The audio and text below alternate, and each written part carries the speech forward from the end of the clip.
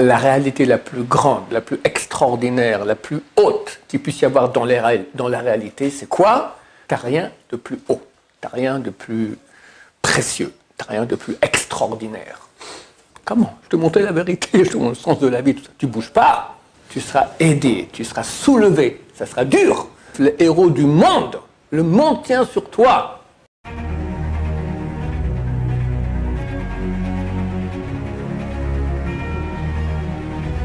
Ce jour dédié pour l'élévation de l'âme de Victoria Balzahiye Zechroneh Livracha.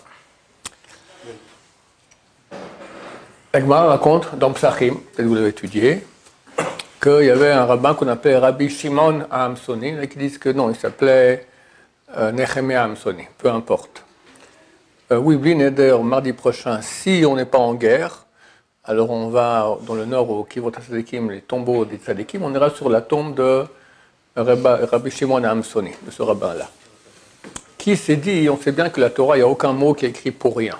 Or, en hébreu, il y a un préfixe au substantif, au nom, qui est tout à fait facultatif. Aneochel hatapuach, je mange la pomme. Aneochel et hatapuach, je mange la pomme. C'est exactement la même chose. Il n'y a aucune différence si je dis et ou je ne dis pas et. Dès lors, dans la Torah, des fois il y a un et, des fois il n'y en a pas. Alors si c'est un journaliste qui a écrit la Torah, bon ben, ça lui a pris comme ça, mais si c'est le bon Dieu, pourquoi il met un et, et des fois il n'en met pas. S'il a mis un et, c'est bien pour dire quelque chose. Il a dit que chaque fois que c'est écrit et, ça vient rajouter une chose supplémentaire.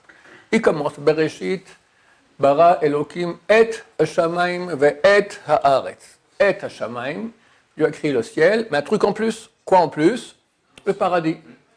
Ve et haaretz et la terre. Quoi en plus que la terre? L'enfer. Le ciel c'est paradisiaque et la terre c'est infernal.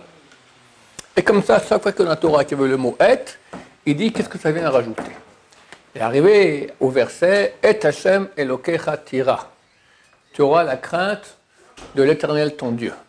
Et il y a un et avant l'Éternel ton Dieu. Donc ça veut dire qu'il y a quelque chose dont il faut avoir la crainte comme Dieu. Il dit c'est pas possible, ça n'existe pas un truc pareil. Et il a dit je me suis trompé. Et il a retiré ce qui est sa loi. Ses élèves sont venus, ils ont dit mais tu as passé des années à expliquer chaque et maintenant tu vois que c'est faux, qu'est-ce qui va se passer? Il dit que j'ai eu du mérite pour la dracha, pour l'expression que j'ai donnée, j'aurai du mérite maintenant pour le fait que je réfute ma dracha. C'est courageux, mais c'est beaucoup plus courageux. Je vous raconte une histoire juste en passant, ça a à voir. Un des grandes générations de la génération passée s'appelle le Rav Shlomo Zalman Auerbach. Son fils était aussi de grande génération, Rav Shmuel Auerbach. Il a écrit un livre qui c'était le must sur les lois de Shabbat, Shmarat Shabbat Kilchata. C'est pas lui qui l'a écrit, c'est un de ses élèves, mais c'est tout en fait des décisions pratiques qui proviennent de lui. Bon, grande génération, d'une bonté phénoménale, d'une intelligence, d'une gentillesse phénoménale. Et un jour, une délégation est venue le voir, une délégation d'une des yeshivot qui étaient à l'époque, étaient les plus réussies, c'était yeshiva de Kol Torah. Kol Torah. Il dit, cher Rav, on aimerait que vous soyez éventuellement le rosh yeshiva de la yeshiva. Mais pour cela, on fait un examen, on amène les sages de la yeshiva, des grands sages, et on fait un examen. Il dit, ok, volontiers. Pas que le Rav Shlomo Zalman Auerbach avait besoin d'un titre, mais pouvoir enseigner à des élèves de qualité, c'est toujours quelque chose de grand, tu grandis comme ça en Torah. Bon, on lui fait l'examen, et rentre à la maison. Sa femme lui dit, alors ça a été? Il dit, je ne crois pas qu'ils vont me prendre. Ils m'ont posé des questions, je ne savais pas quoi répondre. On a dit que je ne savais pas. Dans le genre, zéro quoi. Donc, quelques minutes plus tard, on tape à la porte, rentre la délégation de la Yeshiva de Kvod Harav, on est content de vous annoncer que vous allez devenir le Rosh Yeshiva. Vous avez très bien répondu à l'examen. Mais quoi, j'ai bien répondu? J'ai dit que je ne savais pas. Exactement. La réponse, il n'y en a pas. C'est une question sans réponse. Et vous avez dit la vérité. Alors on m'a dit, c'est vrai que j'aurais pu dire toutes sortes de réponses, mais ce n'était pas du 100%. C'était un peu comme ça. Je préfère ne rien dire. C'est exactement ça qu'on a voulu. Quand vous avez eu l'honnêteté de dire je ne sais pas, là on a vu que vous étiez vraiment quelqu'un de bien et que vous méritez d'être le Rosh Yeshiva de la Yeshiva. C'est grand de dire je ne sais pas. Donc, Rabbi Shimon Amsoni, ou il y en a qui disent Rabbi Nechemia Amsoni, il a dit, je me suis trompé. Et je retire tout ce que j'ai dit. C'est vrai, on dit, mais quand même, tu as bossé des années là-dessus. Oui, ça fait rien. Le mérite, j'ai eu du mérite pour ce que j'ai dit, j'ai du mérite aussi pour ce que je refute. Quelques temps plus tard, est venu Rabbi Akiva, il a dit, non, c'est vrai ce qu'il a dit, Rabbi Shimon Amsoni. C'est une bras que vous faites. C'est ça, je me disais, je n'avais pas vu Rabbi Shimon Amsoni, j'avais vu Rabbi Akiva, mais... Juste après, avant, tu verras Rabbi Shimon, Amrila, il y en a qui disent Rabbi Nechemia Amsoni. On ira sur sa tombe, Bezrat Hashem, s'il n'y a pas la guerre avec l'Iran et les missiles partout. Rabbi Akiva a dit oui, il y a quelque chose qu'on peut ajouter et dire il faut en avoir la crainte comme Dieu.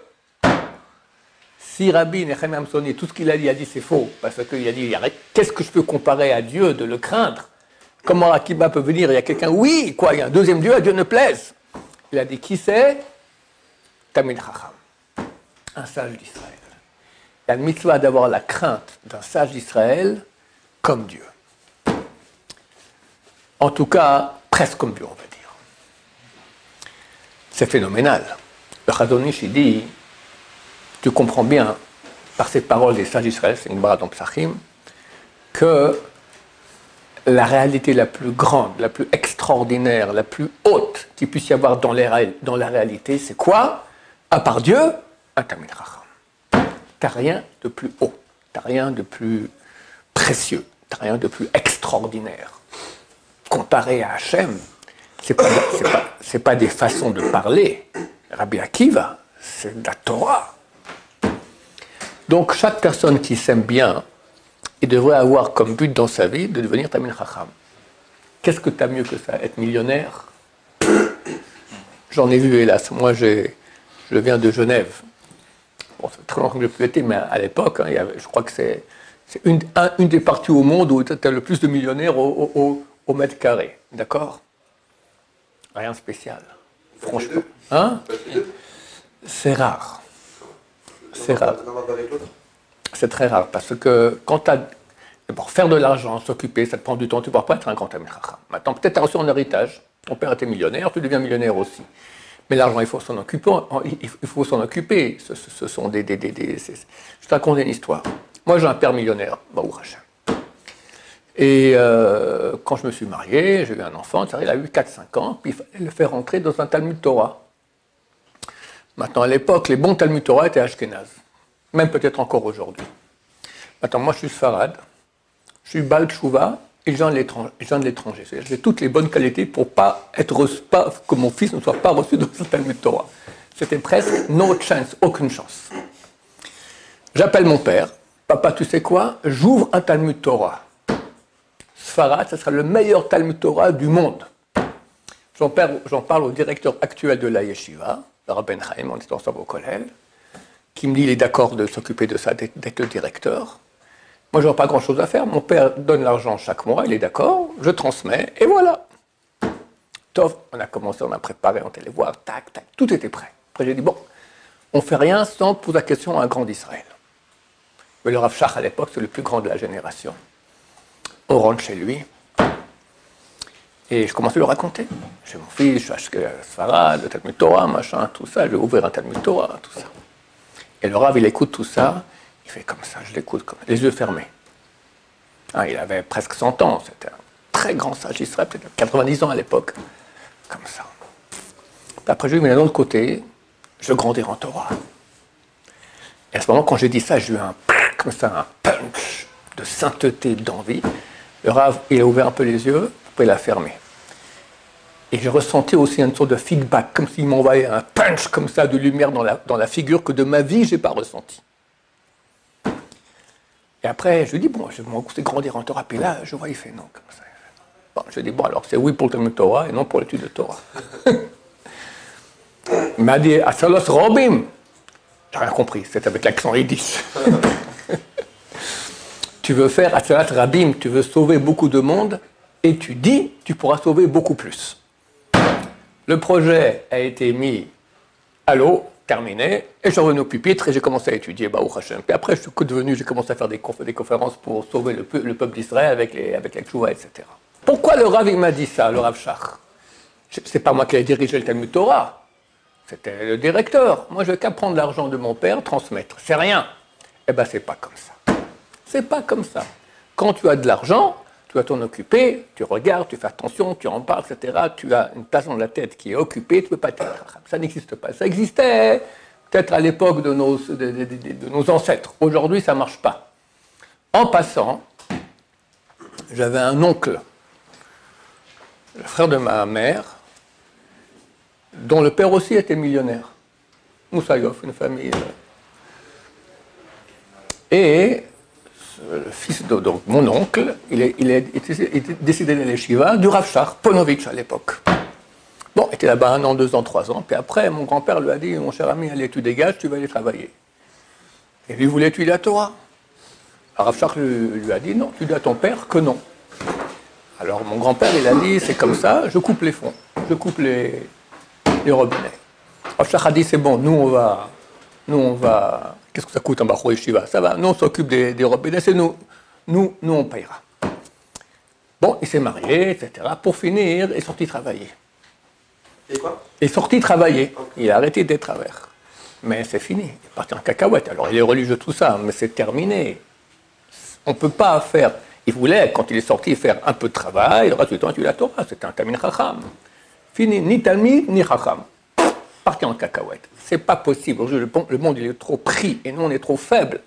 Donc, quelqu'un, s'il veut faire les deux, aujourd'hui, ça ne marche pas. Comment on fait pour gagner de l'argent et pouvoir étudier en même temps là? Je te raconte comment on fait? Sur la recette? D'accord. Il y a une recette fantastique. La femme. La femme, elle va travailler. Ok, je vais me marier avec 20 femmes, comme ça j'aurai plein de femmes qui travaillent. Là. Pardon? C'est une bonne idée ça. Je n'ai pas compris. Je vais me marier avec plein de femmes. Ouais, très bien. Qui travaillent pour moi. Très bien. Moi, j'ai un garçon et 7 filles. Toutes, Baruch Hashem, se sont mariées avec des Talmidei Chachamim, des étudiants de Torah. Il y en a qui sont mariés il y a 2 ans, il y en a qui sont mariés il y a 20 ans. Et Baruch Hashem, ça marche bien. Si j'avais dit à une de mes filles, tu te maries avec quelqu'un qui travaille, un mi-temps, mais elles seraient jetées par la fenêtre. Elles veulent travailler pour quelqu'un qui étudie la Torah. Pour elles, c'est un but extraordinaire. Elles sont formatées comme ça. Dans le monde orthodoxe, on les formate comme ça, mais elles le veulent vraiment. Elles bossent dur. Elles ont 10 métiers. Femme, ménage à la maison, éducatrice des enfants, le travail pour le mari, c'est très dur. Mais c'est comme ça que ça fonctionne. Et ça fonctionne. Je raconte une autre histoire que j'ai racontée ici aussi souvent pour que tu comprennes comment ça fonctionne. Histoire authentique. Il y avait quelqu'un à Bnei Brak qui était Avrer, tu la Torah, avec 10 enfants, ça ferait la moyenne, d'accord? Pas d'argent du tout, voilà. Alors, on ne crève pas de faim, mais tu ne te payes pas des vacances à Acapulco, tu n'as pas une Mercedes, d'accord? Tu vis de façon humble.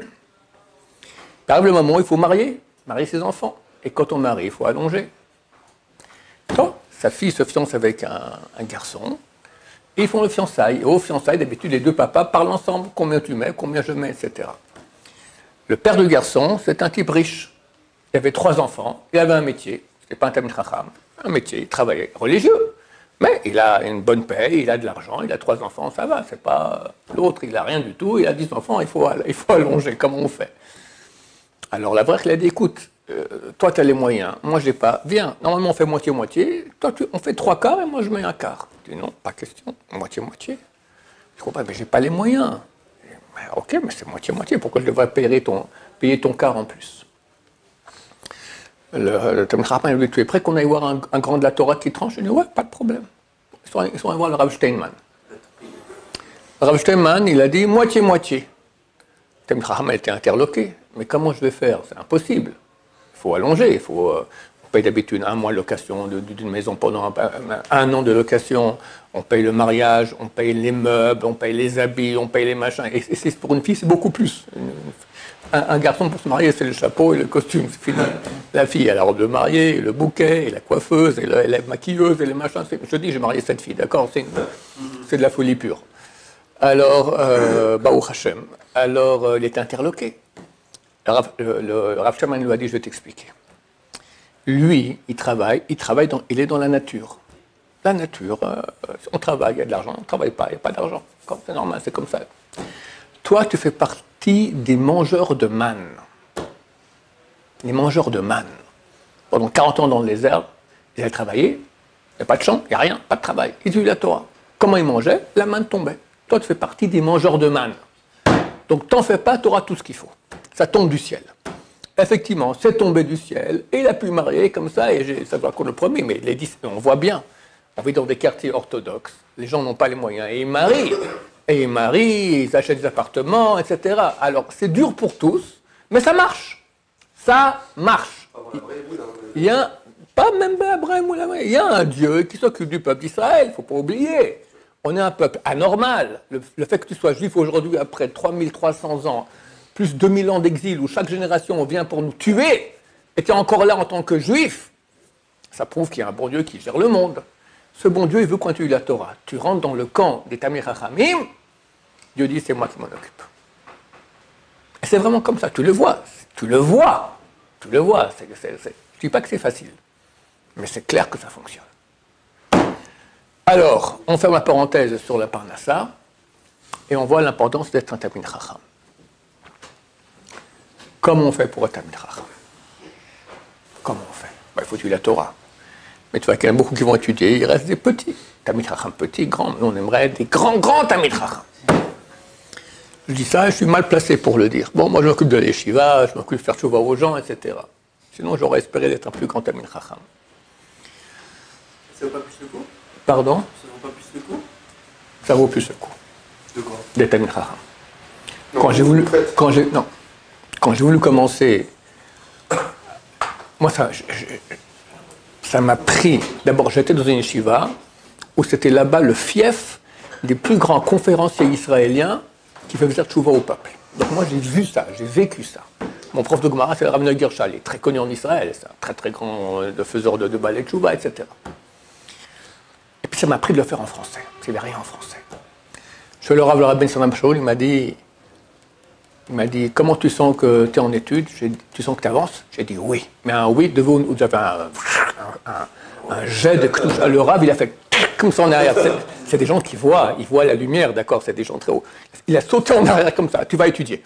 Même pas de question. Et c'était pire, parce qu'il y avait une réunion aussi de Français pour voir comment on pouvait maintenant prendre des conférenciers, faire des séminaires, etc. Je suis allé là-bas. Et puis, je ne trouvais pas du tout bien ce qu'ils avaient. Ils avaient dit comment on fait tchouva aux gens, on va leur étudier la Gemara, et par la Gemara, c'est pas comme ça. Moi, j'ai vu des séminaires israéliens, c'est tout à fait autre chose. Je suis rentré chez moi, c'était minuit, 1h du matin, je dis bon, qu'est-ce que je fais? Je continue d'étudier, point barre. Je prends un livre, c'était Chavot El Babot, j'ouvre, et c'est marqué. Celui qui peut faire tchouva aux gens de son peuple et ne le fait pas, verra leur sang retomber sur sa tête. C'est le message, on parlait des signes l'autre jour. Hein. Ouais. Ah, j'ai un signe, ça. Attends, tu vas voir. C'était Charles Bension, il m'a dit, t'étudies. Bon, je descends, j'ai oublié de lui dire le bouquin là, je remonte, je raconte ça. Et il attend ça, il dit, comme je t'ai dit, tu vas étudier. Le signe, on n'a rien à faire. Rien à faire. Donc, après ça m'a repris. J'avais 13 ans, je suis allé voir le Rav Eliashiv, il m'a dit, va étudier. Mais il n'y a personne qui fait, on peut faire tchouva aux gens, ils trouveront quelqu'un d'autre.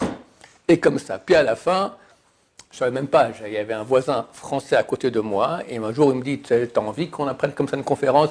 Lui déjà, il faisait des séminaires en hébreu, mais il était francophone. Il m'a dit, tu veux qu'on... Ouais, ok, pourquoi pas. Et là, je suis rentré dans le grenage, et Baruch Hashem. Mais tu vois, ça aurait été mieux d'être Tamid Chacham. Est-ce que le Rav Shachim m'a dit, tu veux sauver des gens, apprends plus, tu feras plus. Alors voilà, même vous me conseillez ça avec l'argent.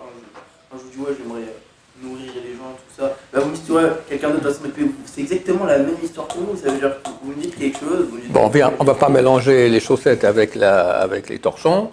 Et on va continuer. Ça n'a rien à voir. C'est complètement la même chose. Vous me demandez d'étudier, et là, vous avez fait quelque chose. Mais moi, qu'est-ce que j'ai fait? Je vais faire de l'argent, je vais faire sauver Am Israël. C'est autre chose. Dis-moi, je veux sauver Am Israël. Je dirais, oui, très bien. Étudie, tu pourras sauver plus. Je te donne la même réponse que le Rav m'a donnée. Et si je serais sorti, quand j'étais encore tout jeune, j'étais après 3-4 ans d'Yeshiva, à ce moment pour faire tchouva, j'aurais été un nul. Mais grâce à vous, vous avez créé plein de Tamid Chacham. Ok, ça, et qui te dit que celui qui lit la Torah, il ne fait pas plus? Qui te dit? Une personne qui étudie, vous avez créé 100 personnes qui étudient. Je vais te dire quelque chose. On faisait des séminaires. C'était kadosh. Les gens rentraient vendredi après-midi au séminaire, sortaient dimanche soir, changés. La moitié faisait tchouva. La moitié de cette moitié tombait après. Ils ne tenaient pas le coup. Mais la moitié faisait tchouva. Et l'autre moitié, bien qu'ils n'ont pas fait tchouva, ils avaient tous la preuve par A plus B que la Torah était d'origine divine. Il n'y avait plus de doute là-dessus. Après, c'est lui qui s'occupait d'eux. Très souvent, il leur envoyait une gifle comme ça, terrible. Le type, il a fait un séminaire il y a 4-5 ans, il n'a pas fait tchouva, mais quand il reçoit la gifle, il se dit, bon, il y a le bon Dieu, il commence à faire tchouva. C'est vraiment comme ça. Comment ça se fait que je donne un message à un public qui est super solide? C'est super solide, c'est super chaud aussi. Je parlais du fond de mes tripes. Et les sages d'Israël ont dit, celui qui parle avec son corps, ça pénètre le corps de son prochain. Ça rentrait, c'était très fort. La moitié dit, c'est fantastique, c'est très beau, génial, mais je ne peux pas faire tchouva. Comment? Je te montrais la vérité, je te montre le sens de la vie, tout ça. Tu ne bouges pas. Et comment ça se fait que les autres, oui, faisaient tchouva? Parce qu'il y a pas tous ceux qui parlent avec son prochain avec la même argumentation, le type, il va faire tchouva. J'ai compris, c'est pas dans mes mains. Moi, je suis envoyé pour planter. Est-ce que ça va pousser ou pas? C'est pas dans mes mains. C'est pas dans mes mains. Le type, il fait tchouva parce que Dieu veut qu'il fasse tchouva. Et lui, il mérite, et lui, il mérite pas. Maintenant, comment faire pour que Dieu fasse en sorte que plus mérite de faire tchouva? Étudier la Torah. Ceux qui étudient la Torah, Razonish dit comme ça. Parce qu'on a dit, il faut que les Bahoré Shivot, ils sortent pour amener plus de gens, plus de monde, machin, tout ça. Il a dit, quand quelqu'un étudie la Torah, c'est lui qui veut faire tchouva, il fait le plus grand chesed avec le monde, le plus acte de bonté, le plus grand qu'il peut faire avec le monde. Il est tout seul, avec sa Gemara, ou avec un Chavruta, étudiant en binôme. C'est grâce à ces gens-là que Dieu amène un flux. Le flux le plus grand qui descend du ciel provient que de la Torah. Alors il faut des pauvres types qui aillent maintenant parler aux gens pour qu'ils fassent tchouva. Moi je suis le pauvre type. T'entends? T'entends? Je considère pas comme ça, mais oui. Ouais, je comprends que les gens ne croient pas que c'est pas comme ça, mais je t'explique, voilà. Ah, je ne considère pas comme ça, j'ai dit. Mais j'entends. Ok, voilà. Pourquoi vous avez fait ce choix là? Erreur de jeunesse. La vérité, je crois que j'étais né pour ça, parce que ça bouillait en moi, c'était... D'accord, je pouvais pas, je dormais pas la nuit des fois. J'avais une envie très très forte. Mais les poskim m'ont dit non, tu vas étudier. Ils se sont trompés, ils ont raison. Et peut-être si je me serais retenu, j'aurais étudié beaucoup de Torah, peut-être j'aurais pu faire beaucoup plus sans le savoir. Vous n'avez pas de regret. Je ne sais pas, quand j'aurai la bas je verrai exactement qu'est-ce qui se passe. On me dira qui j'aurais pu être. C'est une forme de chesed et de Abat Israël de faire tchouva aux gens, du moins d'essayer. Oui, mais je te dis que l'étude de Torah fait beaucoup plus. Je ne dis pas que c'est mauvais, je ne suis pas allé faire de l'argent, comme il dit ce jeune homme. Oui, non, bien sûr. D'accord, je suis allé aider Am Israël. Mais qui te dit que tu aurais pu faire peut-être beaucoup plus en étudiant la Torah? Ça peut, en cas de prime abord, quand on ne connaît pas trop le milieu, on peut avoir l'impression que c'est plus égoïste qu'autre chose. C'est pour ça que je fais ce cours-là, pour expliquer, c'est pas ce que nos yeux voient. Oui, mais c'est d'accord. Voilà. Quelqu'un qui veut donner des millions à des pauvres, d'accord, il n'a rien fait. Parce que les millions, c'est Dieu qui lui a donné, et de toute façon, tous les pauvres... Pour moi aussi, ça bouge. Alors écoute maintenant, tous les millions que tu reçois, d'accord, c'est Dieu qui les donne.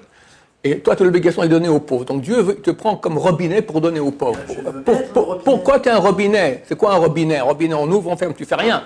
Sois celui qui ouvre le robinet, celui qui ferme le robinet. Ça, c'est solide. Je fais les deux. C'est quoi? Non.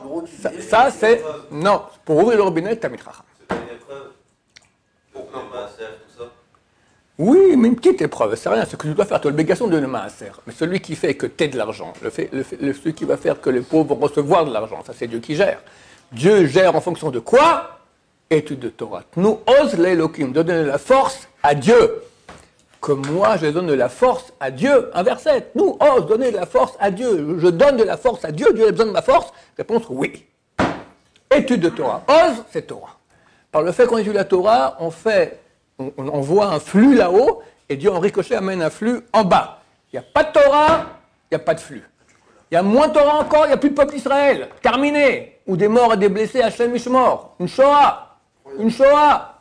À l'époque, il y avait quand même beaucoup plus de Torah qu'aujourd'hui. C'est quelle époque tu parles? À l'époque de la Shoah, il y avait quand même de la Torah. La Shoah? Avant, La Shoah? Il n'y a il jamais eu de l'histoire juive une démission presque totale du peuple juif du monde de la Torah. Presque jamais. Presque jamais. Les gens, c'est la propagande anti-religieuse. Regarde, il y avait des super grands religieux avant la Shoah, et quand même il y a eu la Shoah. C'est faux. Le seul endroit où il y avait quelques religieux, il y avait en Pologne. Mais en France, il n'y avait plus rien. En Angleterre, Amérique, il n'y avait plus rien. En Italie, en Israël, il n'y avait rien. Il n'y avait rien. Il y avait deux, trois... Choum d'abord. Et non seulement cela, mais ceux qui, à l'époque, c'est ceux qui ont quitté. Avant la Shoah, dans les 50 ans avant la Shoah, tu as des centaines de yeshivot qui ont fermé, des centaines de Talmud Torah qui ont fermé, il n'y a plus personne. Les Juifs rentraient soit dans le sionisme athée, soit dans le communisme. D'accord? La révolution socialiste de 1917, c'était beaucoup des Juifs, c'était eux les grands dirigeants idéalistes, on va faire une nouvelle société. D'accord? La Torah, donc il ne faut pas croire, au contraire. Je crois que je vous disais, par rapport à la Teshuvah, mieux vaut avoir par exemple une vingtaine de personnes qui étudient la Torah plutôt qu'une seule personne qui étudie beaucoup la Torah. S'il y a une personne qui lit beaucoup la Torah, un grand, d'accord, il fera qu'il n'y aura pas 20 qui vont étudier, il y en aura 20 000 qui vont faire Teshuvah. 20 000, tu comprends? La Torah, c'est le flux le plus grand que tu peux amener. Alors pourquoi tu joues petit alors que tu peux jouer grand? Voilà. Je suis de la Torah avec ça, j'aurai de l'argent. Alors. Voilà. Non, tu n'auras pas de l'argent. Tu auras bien mieux. Tu feras vivre le monde. Le monde vivra grâce à toi. C'est pas mieux? Moi, j'aimerais étudier, mais j'aimerais avoir de l'argent. Si j'avais pouvoir partir en vacances. Ok, je vous dis pas quoi faire. Laissez-moi faire mon cours tranquille. Chacun apprend au niveau privé, il choisira qu'est-ce qu'il veut faire. Ouais. Vous avez des milliers de personnes Ouais. qui étudient maintenant la Torah. Ouais. Alors vous êtes en train de dire que peut-être que si vous avez Si j'avais pas fait faire ça, Hachem il aurait amené quelqu'un d'autre pour faire tchouva aux gens, et ça aurait été grâce à mon mérite de moi qui étudie la Torah tout seul, ou en chavruta. Grâce à ça, et j'ai pas de doute que ce que moi j'arrive à faire tchouva aux gens, c'est parce qu'il y a des gens qui étudient la Torah, c'est grâce à eux. C'est eux le flux. Je t'explique que quand je parle à des gens, il y en a qui font tchouva, il y en a qui font pas tchouva. Pourquoi? C'est pas moi qui gère, ni eux, c'est Dieu. Dieu gère en fonction de quoi? En fonction des mérites qui proviennent de ceux qui étudient la Torah. Il faut comprendre comment ça marche. Et comment ça marche? Que lorsqu'il y a quelqu'un qui lit la Torah, Ah, mais comment c'est quoi le mécanisme? le mécanisme, c'est qu'il n'y a pas de sainteté plus grande que la Torah, c'est la pensée de Dieu. Quand tu étudies ça, tu donnes de la force à Dieu. Quand un être humain étudie la Torah, un juif, il donne de la force à Dieu. Dieu, qu'est-ce qu'il va faire avec cette force? Il va faire des muscles. Il va amener un flux qui va aider Am Israël à se rapprocher de Dieu, à faire tchouva, et à protéger, etc. D'accord? Ça va dépendre de nous, si c'est Dieu qui le fait, donc on travaille pour les gens en fait. On fait ça pour les gens. Ouais. Et pourquoi? Par amour du peuple d'Israël. C'est pas bien? Et faire Teshuvah, c'est-à-dire qu'Hachem il nous aime, c'est-à-dire qu'il a choisi de faire Teshuvah aussi. Bien sûr. Bah non, le mec, Il n'y a personne au monde qui a fait tchouva qui dira c'est grâce à moi. Grâce à moi, je veux dire, grâce à moi-même. Moshe Cohen, il a fait tchouva. Quand il fait tchouva, il sait très bien que c'est pas lui. S'il regarde après, il va voir que c'est rien à voir. C'est du ciel. C'est clair. Et ceux qui ne sont pas sélectionnés pour faire Teshuvah, c'est-à-dire que quoi, ils ne méritent pas encore? Ils ne méritent pas. Ou, d'abord, il y a une partie qu'eux ne méritent pas, c'est clair. Mais s'il y avait plus de mérite au peuple d'Israël, plus de Torah, Dieu aurait passé outre le manque de mérite qu'il a et quand même il aurait fait tchouva. Mais si c'est Dieu qui décide qu'il doit faire Teshuvah, comment il peut avoir le mérite? Non. Moi, je dois avoir du mérite pour faire tchouva. Maintenant, on va dire il me faut 100 pour faire tchouva. J'ai 90. Dieu me dit, cher ami, tu passes pas. Maintenant, s'il y a un Tamid Chacham ou plusieurs qui lit beaucoup de Torah, il va dire, tu sais, à 80 déjà, je fais passer les gens, à 90, tu passes aussi. Mais il nous donne des occasions de faire des chouvas. C'est nous qui faisons l'effort, non? Ouais, le nous, c'est qui? Si tu réfléchis beaucoup, tu verras que, en fin de compte, Dieu t'a pris, d'où tu étais, zlip, et hop, tu t'as mis là-bas. Aucun libre arbitre. Un peu. Ah bon? Un peu. Mais moi, la yeshiva, j'ai décidé de la Bien faire. sûr, tu fais des efforts et Dieu te donne du mérite pour ça. Mais qui t'a donné un réveil maintenant pour venir? T'as quel âge maintenant? T'es en pleine étude, t'es venu, tu viens là, j'ai 22 ans, j'y vais quelques mois. T'es un fou, excuse-moi. Va faire de l'argent, ton CV, machin. Qui? Et d'autres avaient aussi comme toi l'occasion. C'est l'occasion d'étudier, oui, bien sûr. Oui, Ça, mais tu avais cette occasion, beaucoup comme toi ont vu cette occasion. Mais quand tu as vu, tu as dit oui. Se dire oui. D'accord, tu as un mérite là-dedans, mais c'est clair que c'est. Et c'est Hachem aussi qui t'a montré l'occasion bien. Tu comprends? Qui disent non. Il y en a qui ont ce que je te dis. Donc Dieu, il va aider des gens à faire tchouva. Il y en a oui, il y en a non. Il y en a, j'ai raconté ça l'autre jour, j'ai raconté sur Maya et Shaya. J'ai un élève qui est un grand Talmid Chacham aujourd'hui, Baruch Hashem. Et lui, il était candidat, il était cinéaste et acteur, candidat pour. Il avait fait un court-métrage pour le Festival de Cannes. Et il voulait voir un truc sur les Mayas. Alors il tape sur l'ordinateur et il y a Shaya qui sort. Maya, Shaya. Mais je ne m'intéresse pas, il retape de nouveau Maya, de nouveau Shaya. Bon, il regarde le cours. Ça l'a tellement ébranlé qu'il s'est dit qu'est-ce que je fais? Je vais à la yeshiva, mais j'ai le festival. Il a choisi yeshiva. Maintenant, tu comprends que quand tu mets Maya, tu as Shaya, c'est la main du bon Dieu là-dedans. C'est un exemple que je te donne. Et voilà. C'est l'occasion, des occasions. Voilà, des occasions, absolument. Moi, quand j'étais non religieux, puis j'étais intéressé. Je faisais des études de philo, j'étais torturé par le pourquoi et le comment de la vie. Je suis très loin de mon sujet, hein. On est parti, mais c'est intéressant. Alors, je dis, je vais quand même aller voir qu'est-ce que c'est. Parce que je regardais un peu tout, la chrétienté, le bouddhisme, à l'époque c'était très à la mode, tous les trucs d'Extrême-Orient. Bon, je dis, je vais prendre un an, et quelqu'un m'a proposé un an, il y a une sorte d'institut comme ça, tu vas là-bas, etc. Et j'arrive ici, 2 semaines avant, on me dit, fermé, il n'y a pas cette année. On a annulé la session. Heureusement. C'était des religieux très cool, une sorte de mouvement un peu, pas du tout orthodoxe. Et c'était aussi un institut, c'était hommes et filles. Donc tu avais les classes en bas, après étage garçon, étage fille. Sans garde la nuit, t'imagines qu'est-ce qui se passait là-bas. 2 semaines avant, c'est la seule session en 30 ans qu'ils ont annulée. Il n'y avait pas assez de garçons pour trop de filles. C'était ça la raison qui m'a été évoquée. C'est pas la main du bon Dieu, ça. Et lentement, et comme ça, voilà, Baruch Hashem. C'est un beau signe. Voilà, donc on a... Non, je te montre on avait dit que quand on voit la bonté de Dieu, c'est pas un signe. On voit la bonté. Donc Hachem, il m'a pris comme ça, la chouic, il m'a amené, c'est complètement évident. C'est évident. Et tous les bails, je vais te dire pour ça. Quelqu'un qui est honnête, il regarde, il fait un feedback, il voit qu'est-ce qui s'est passé. Oui. Alors, Rav, ça veut dire qu'au même titre, quand vous avez décidé de plus vous orienter justement sur les conférences et sur ramener les gens à la Torah, c'était également Hachem qui vous avait mis sur cette voie-là. Ça se peut. Ça, quand j'arrive à ma borne, me dire à soi, on va me dire en enfer, parce que tu aurais pu être un grand Talmid Chacham, ou au paradis, parce que... C'est là qu'il y a le libre arbitre. Voilà, on verra. J'écoutais les grands un certain temps. Après, je suis retombé là, à la fin, voilà. Est-ce que j'ai bien fait ou pas? On verra bien. Bon. Oui. Je veux dire, vous savez pas si vous avez j'ai vu un verset, disons qu'en tant qu'une personne qui fait faire du coup à son prochain, il est loué dans ce bas-monde et dans le mappa. Il y a beaucoup de mérite où elle fait faire tchouva à quelqu'un, mais c'est moins que l'étude de Torah.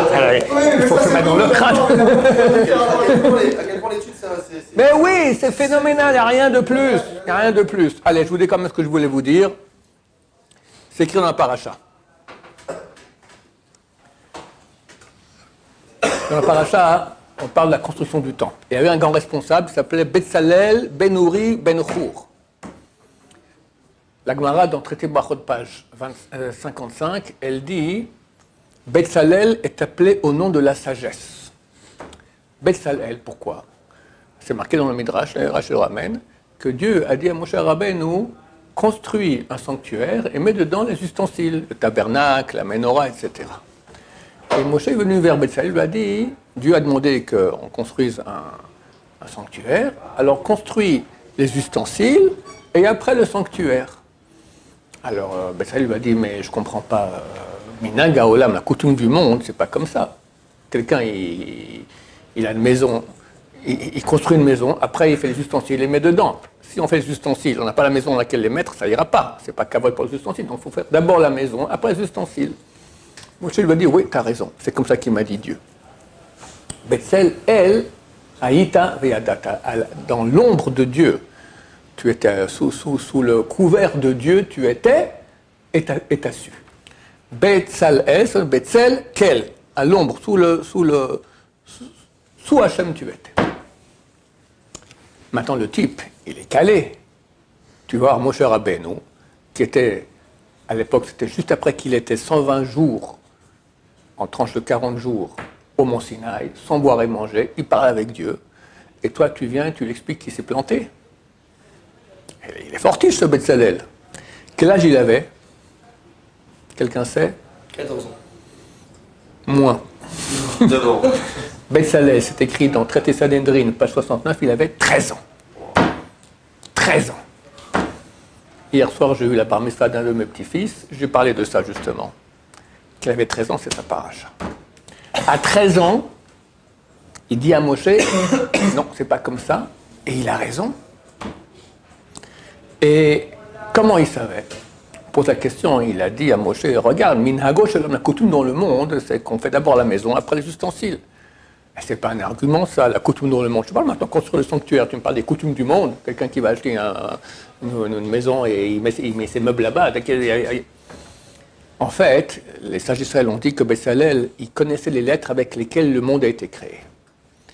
Et effectivement, il y a une divergence d'opinion. Comment le monde a été créé? Est-ce qu'il y a eu d'abord la lumière et après le monde, ou le monde après la lumière? Il semblerait que Moshe a pensé d'abord la lumière. La lumière, ça correspond au tabernacle, à la Torah. Et après le monde, qui est le sanctuaire. Le sanctuaire, c'est marqué, c'est un monde, il est construit comme le monde, c'est un monde petit. Et Bezalel lui a dit non, à la création, il y a eu d'abord le monde et après la lumière. Donc on parle de choses énormes. Comment un gosse de 13 ans, il connaît tout ça, donc comment le monde il est créé, en plus il explique à Moshe Rabbeinu, et il a raison. Alors il y a un verset extraordinaire qui donne la réponse à cela dans notre paracha. C'est au début de Chénil, le premier verset de Chénil, verset 21. Ils sont venus tous les gens dont que le cœur les a élevés, leur cœur les a élevés. Et tout celui dont le rouach, l'esprit, l'a poussé, et ils ont amené Troumat Hashem, ils ont amené la Trouma, le don pour Dieu, pour la construction du sanctuaire. On pourrait croire que les deux types de personnes, on parle le premier, celui dont on a soulevé le cœur, et celui que son esprit l'a poussé, a amené l'argent, l'or, etc., tout ce qu'il fallait pour le sanctuaire. Le Ramban dit non. Le deuxième, on parle de ceux qui ont amené l'argent et l'or, etc. Le premier, celui qu'on a soulevé le cœur, ça, c'est ceux qui avaient envie de travailler pour construire le sanctuaire. Et le Ramban dit, ils n'avaient aucune expérience, ni des menuisiers, ni des forgerons, ni des bijoutiers. Le type, il va s'occuper maintenant de construire le temple d'Hachem. On lui donne de l'or que les gens ont amené. Il doit faire la menorah, c'est super compliqué à faire. On prenait un bloc d'or et on sculptait, puis on sortait la menorah. Les chérubins aussi, avec le couvercle. Tu t'y connais? Pas du tout. Et puis il y avait aussi toute la couture de toutes les tentures. Tu t'y connais? Pas du tout. Ben, comment tu vas? Je sais pas, j'ai envie. J'ai envie. C'est ça qui est écrit ici. Le Ramban dit. Personne n'y connaissait rien. Mais ceux qui avaient envie, Nessao Libo, son corps l'a porté. Eh bien, il a su comment faire. Et leur maître à tous, de tous ces gens-là, c'était Bezalel, à l'âge de 13 ans. Son corps l'a porté. Messieurs, vous voulez réussir votre vie? Tamid Chacham, que ton corps te porte à être Tamid Chacham. Tu seras aidé, tu seras soulevé. Ça sera dur, mais tu deviens les héros du peuple juif, les héros du monde. Le monde tient sur toi. Rav, est-ce que c'est normal d'avoir peur et peut-être de ne pas avoir envie de devenir un grand Tamid Chacham? Pas avoir envie, c'est une erreur.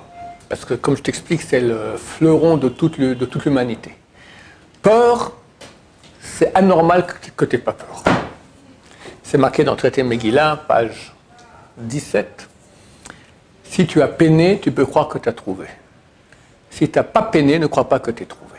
On ne peut pas arriver à une chose de qualité sans effort. Sans effort. Et j'utilise ta question pour te raconter, moi, mes deux plus grandes épreuves de ma vie. Je suis venu cette année-là, comme je racontais, en Israël. Pour finir, je ne suis pas allé à cet institut, mais j'ai étudié et j'ai décidé trois choses. Un, je reste en Israël. Deux, vu que je suis israélien, mes parents sont israéliens, donc je dois faire l'armée. Je fais l'armée. 3 jours en yeshiva. Qu'est-ce que je fais avant? L'armée, c'est très dur. Faire tchouva, c'est très dur aussi. Je n'étais pas encore religieux. J'ai dit d'abord je vais faire la conquête physique, je vais en Israël, je fais l'armée. Puis après, je ferai tchouva. Bon, ce que j'ai fait, je rentre à l'armée. Puis un beau jour, je suis devenu commandant à l'armée. Bon, tu te fatigues moins, t'es plus. J'ai dit, bon, bah, c'est maman de mon cher ami, il faut faire tchouva maintenant. Je suis rentré un week-end chez moi à la maison, week-end libre, et là, ce week-end, je décide, bon, bah, c'est fini mon cher ami, maintenant tu fais tchouva. Je mets la kippa sur la tête. Et je reviens à la base. Maintenant, à la base, j'étais dans le staff des commandants, tous des anti-religieux de première. À l'époque, c'était comme ça en Israël. Ils avaient une haine de la religion terrible. Bon, et on avait un chapeau de sortie, puis quand on arrivait là-bas, on enlevait les uniformes de sortie, on mettait uniforme 2B, ça veut dire un truc, la casquette comme ça. Bon, puis j'ai la kippa sur la tête. Je change tous mes habits et j'arrive pas à enlever mon béret, c'est un béret noir, d'accord, pour mettre la casquette. Une demi-heure, une heure et demie. Enfin, j'ai dit, ok les potes, j'ai une annonce à vous faire. Voilà, j'ai fait tchouva.